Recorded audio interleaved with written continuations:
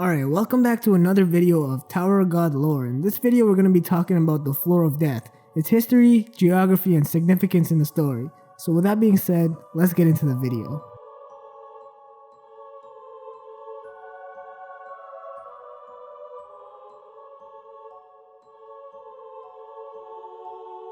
Let's start with the history of the Floor of Death. The Floor of Death, also known as the 43rd floor, was the place that Arlene and V fled to after losing the war with Jahad. This is the place Arlene gave birth to her son.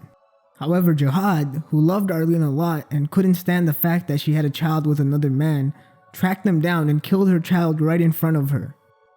Years later, Jahad turned the 43rd floor into a shrine for people to worship him. He also tried to remove any trace of Arlene and her son on this floor. However, in this time, the irregular named Enryu appeared on the floor with the retribution for Jahad's defilement of the land. The first thing he said when he arrived is, "Only those who believe the false king will remain here and face death." Many people sensed that he was not an ordinary person and fled, but Jahad's loyal followers stayed back to try and attack him.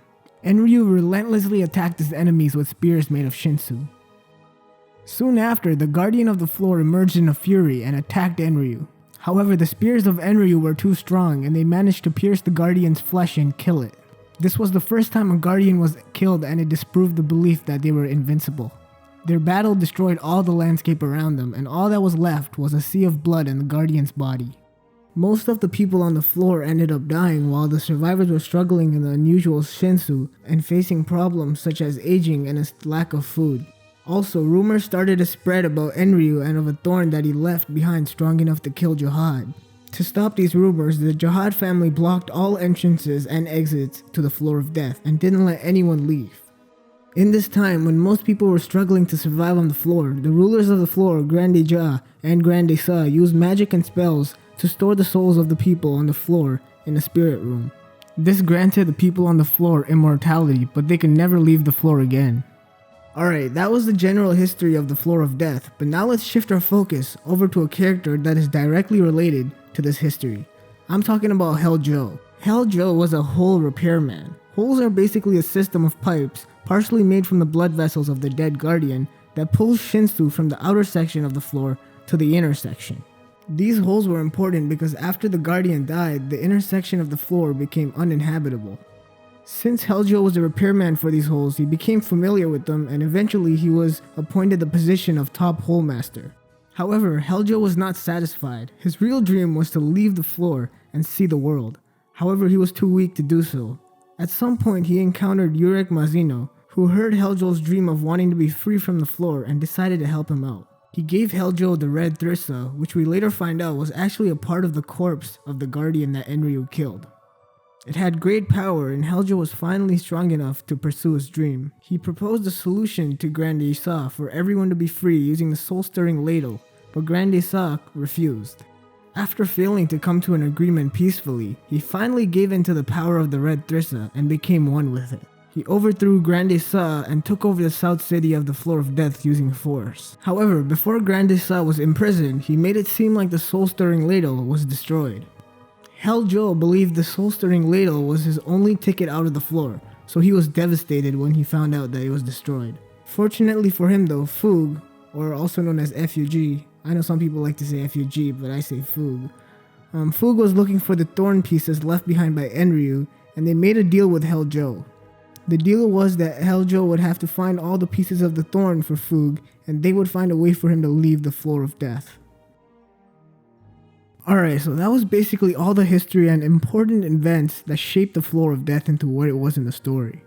Now I want to go over some of the locations on the Floor of Death. The Floor of Death is split into two main areas, the South City and the North City.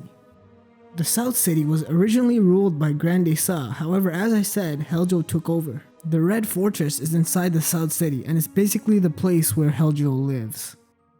The North City was originally run by Grande Ja, but now it's run by Grande Li. It has a cold, snowy climate, which is a big contrast from the South City. This is the place Geram Jahad is currently staying after disappearing with two 13-month weapons. The North City was originally run by Grande Ja, but now it's run by Grande Li. It has a cold, snowy climate, which is a big contrast from the South City. This is the place Jahad is currently staying after disappearing with two 13-month weapons. The Spirit Room is also in the North City. The Spirit Room is the place where the souls of all the inhabitants of the floor are stored. Also, there's a secret place in the Floor of Death called the Gallstone Village, which is basically a secret hideout for the Red Witches. Lastly, I want to talk about the gatekeepers of the Floor of Death. They're basically different types of monsters that keep outsiders away from the Floor of Death. Gatekeepers are divided into an army of explorers, eye bugs, and giant leeches. The explorer usually buys time so that the eye bugs can pinpoint the location of the enemy and relay it to the giant leeches. The giant leeches don't have souls, so they are invincible no matter how many times you attack them. If a person can successfully get through these monsters and reach the Hall of the Floor of Death, they must offer their soul to the High Leech Monk to enter the Floor of Death. Alright, so now I want to end the video with some bullet point facts about the Floor of Death that I couldn't really fit anywhere else. Okay, number 1. Since there is no guardian on the floor, anyone can freely use Shinsu, however the Shinsu on this floor is weaker than other floors. Number 2. Princesses of Jahad are not allowed to enter this floor. Number 3. Regulars don't take a test on this floor and skip to the next one. And lastly, guides' abilities don't work on this floor, but Red Witches rely on roots secretly passed on from generation to generation.